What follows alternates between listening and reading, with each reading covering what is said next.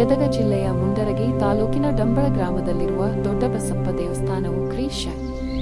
11-12ನೇ ಶತಮಾನದಲ್ಲಿ ಕಲ್ಯಾಣಿ ಚಾಲುಕ್ಯರ ಕಾಲದಲ್ಲಿ ನಿರ್ಮಿಸಲ್ಪಟ್ಟ ಶಿವ ದೇವಾಲಯವಾಗಿದೆ. ಪಶ್ಚಿಮ ಚಾಲುಕ್ಯ ವಾಸ್ತುಶಿಲ್ಪ ಶೈಲಿಯಲ್ಲಿ ನಿರ್ಮಾಣಗೊಂಡಿರುವ ಈ ದೇವಾಲಯವು ತನ್ನ ನಕ್ಷತ್ರಾಕಾರದ ವಿನ್ಯಾಸ ಮತ್ತು ಸುಂದರ ಶಿಲ್ಪಕಲೆಯಿಂದ ಪ್ರಸಿದ್ಧವಾಗಿದೆ. ದೇವಾಲಯದ ಎದುರು ಶಿವಲಿಂಗದ ಕಡೆ ಮುಖ ಮಾಡಿ ಕುಳಿತಿರುವ ದೊಡ್ಡ ನಂದಿಯ ಏಕಶಿಲಾ ವಿಗ್ರಹ ಇರುವುದರಿಂದ ಇದಕ್ಕೆ ದೊಡ್ಡಬಸಪ್ಪ ದೇವಸ್ಥಾನ ಎಂಬ ಹೆಸರು ಬಂದಿದೆ.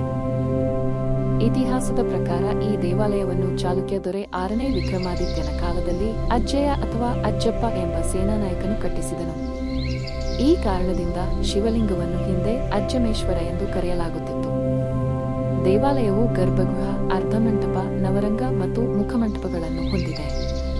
ಶಿಲ್ಪಗಳಲ್ಲಿ ಸಿಂಹ, ವ್ಯಾಳಿ ಹಾಗೂ ವಿವಿಧ ದೇವತಾ ಮೂರ್ತಿಗಳನ್ನು ಕೆತ್ತಲಾಗಿದೆ. ಚಾಲುಕ್ಯ ಶೈಲಿಯೊಂದಿಗೆ ಹೊಯ್ಸಳ ವಾಸ್ತುಶಿಲ್ಪದ ಪ್ರಭಾವವು ಈ ದೇವಾಲಯದಲ್ಲಿ ಕಾಣುತ್ತದೆ.